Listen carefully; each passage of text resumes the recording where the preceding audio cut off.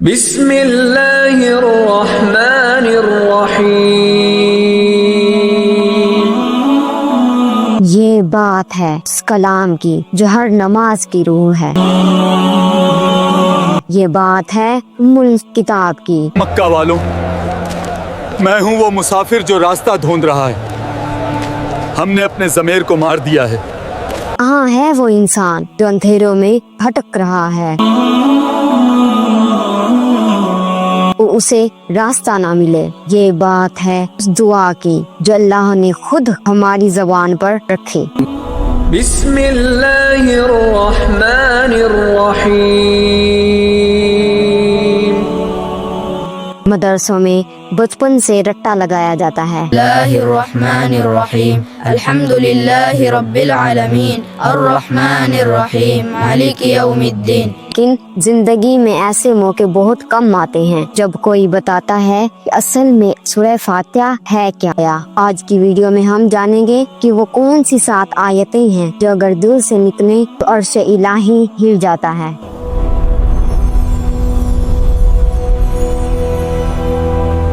یہ بات ہے نبوت کے شروع کے زمانے کی۔ مکہ بھی اسلام کی روشنی سے پوری طرح منور نہیں ہوا تھا۔ لوگ کنفیوژن کا شکار تھے، ہر طرف سوال تھے، جواب کسی کے پاس نہیں تھا۔ ارے ابو حکم، یہ محمد سابق آخر چاہتے کیا ہیں؟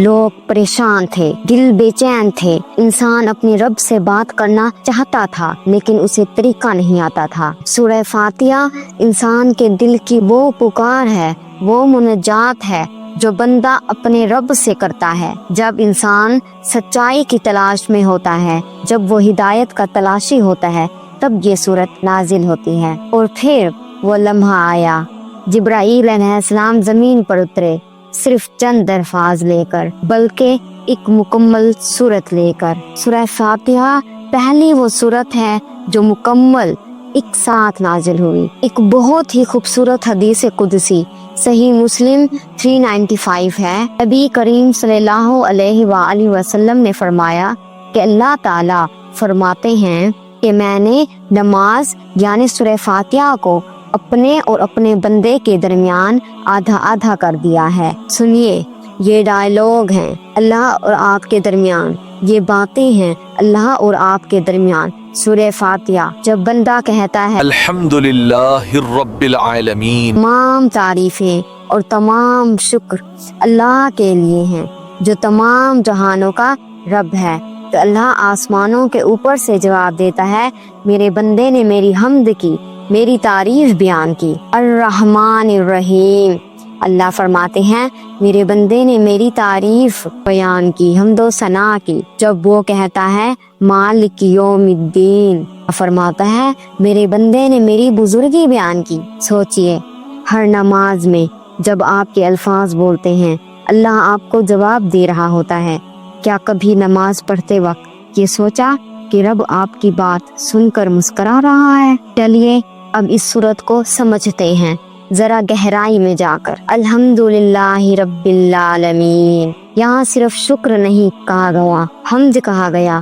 شکر تو اس چیز پر ہوتا ہے جو مل جائے، حمد اس خوبی پر ہوتی ہے جو ذات میں ہو۔ یہاں پر صرف شکر نہیں ہے یا پھر صرف ایک حمد نہیں ہے، بلکہ شکر کے ساتھ حمد و ثنا بھی کی گئی ہے۔ جب کوئی شکر تو ہم اس چیز کا کرتے ہیں نا کہ جب کوئی چیز ہمیں فائدہ دیتی ہے، جیسے کہ ہم نے کھانا کھا لیا ہمارا فائدہ ہو گیا، جیسے کہ کسی نے ہمارا کام دیا ہم اس کا شکریہ ادا کر لیتے ہیں۔ ہم بیت الخلاء میں گئے، ہم نے کہا الحمدللہ الذی اذھب عنی الرجا وعافانی۔ لیکن ہونا کیا چاہیے؟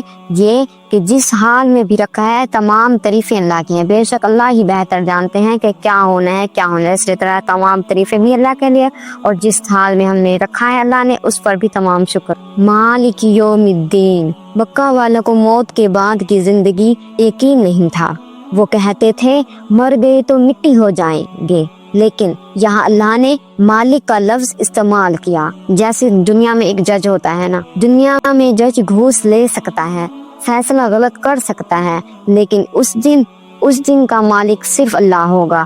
کوئی سفارش نہیں چلے گی، کسی کے ساتھ ناانصافی نہیں کی جائے گی۔ حالانکہ حدیث میں آتا ہے کہ ایک سینگ والی بکری سے بغیر سینگ والی بکری کا بھی حساب لیا جائے گا۔ یہاں پر سورت کا ٹرننگ پوائنٹ آتا ہے، ایاک نعبد و ایاک نستعین۔ اے اللہ، ہم تیری ہی عبادت کرتے ہیں اور تجھ ہی سے مدد مانگتے ہیں۔ یہ ایک کنٹریکٹ ہے، ایک وعدہ، غور کیجئے، یہاں میں نہیں کہا، ہم کہا گیا۔ ایاک نعبد میں ریاکاری، شو آف کا علاج ہے، اور ایاک نستعین میں تکبر، ایروگینس علاج ہے۔ جب مدد اس سے مانگ لی تو اپنی اکڑ کیسی؟ اب بندہ تیار ہے، اس اللہ کی تعریف کر دی، اپنی کمزوری مان لی، اب وہ مانگے گا دنیا کی دولت، لمبی عمر، صحت نہیں، وہ مانگتا ہے اہدنا الصراط المستقیم، ہمیں سیدھا راستہ دکھا۔ کیوں؟ کیونکہ پیسہ آ جائے، صحت آ جائے، لیکن اگر راستہ سیدھا نہ ہو تو منزل کبھی نہیں ملتی۔ مکہ کے لوگ بھٹک رہے تھے، انہیں لگتا تھا وہ صحیح ہیں، آج ہم بھی تو یہی کرتے ہیں۔ ارے بھائی، پیسہ آ گیا تو لائف سیٹ ہے، تھوڑی پاور مل گئی تو ہم کامیاب ہیں۔ لیکن سورہ فاتحہ ہمیں یاد دلاتی ہے، کامیابی پیسے میں نہیں، سیدھے راستے میں ہے، وہ راستہ جن پر اللہ کا انعام ہوا۔ صراط الذین انعمت علیہم، جن پر اللہ کا انعام ہوا۔ کس پر انعام ہوا؟ پروفیٹ صلی اللہ علیہ وآلہ وسلم پر، انبیاء پر، صدیقین پر، شہداء پر، نہ کہ ان پر جو بھٹک گئے، گمراہ ہو گئے، حد سے گزر گئے۔ وَلَضَّالِّينَ۔ سورہ فاتحہ ایک دعا ہے اور باقی پورا قرآن اس دعا کا جواب ہے۔ آپ نے مانگا ہدایت دے، اللہ نے کہا یہ لو کتاب، قرآن مجید، یہ ہے ہدایت۔ آج 1400 سال بعد سورت ہماری زندگی میں کیا رول پلے کر رہی ہے؟ ہم دن میں 17 بار فرض نمازوں میں اسے پڑھتے ہیں، لیکن کیا ہم واقعی پڑھتے ہیں یا بس لے کر دبن دبا دیتے ہیں؟ زبان کہہ رہی ہے ایاک نعبد، ہم تیری ہی عبادت کرتے ہیں، لیکن دل کہہ رہا ہے میرا باس کیا کہے گا، میرا باس کیا کہے گا، میری بزنس ڈیل کا کیا ہوگا۔ زبان کہہ رہی ہے ایاک نستعین، تجھ سے مدد مانگتے ہیں، لیکن بھروسہ بینک بیلنس پر ہے۔ سورہ فاتحہ ایک مرر ہے، یہ چیک کرتی ہے کہ تمہارا کنیکشن وائی فائی کی طرح سٹرونگ ہے یا سگنل ویک ہو چکے ہیں۔ جب اگلی بار آمین کہی تو وہ آمین ایک رسم نہیں، ایک سنت نہیں ہونی چاہیے، دل کی گہرائیوں سے نکلی ہوئی ایک پکار ہونی چاہیے۔ جب آپ سورہ فاتحہ پڑھیں گے تو آپ کو وہ کنورزیشن یاد آ جائے گی جو اللہ اور آپ کے درمیان ہو رہی ہے۔ آخر میں ایک ضروری بات، ہم روزانہ گھنٹوں سکرول کرتے رہتے ہیں، دنیا بھر کی خبریں رکھتے ہیں، لیکن جس مالک کے پاس واپس جانا ہے اس کی بھیجی ہوئی تھی لیٹر جو کہ قرآن مجید ہے، کھول کر کسی نے سمجھنے کی کوشش کی ہے؟ واقعی میں اللہ ہمیں صراط المستقیم پر چلائے۔ جزاک اللہ خیر۔ السلام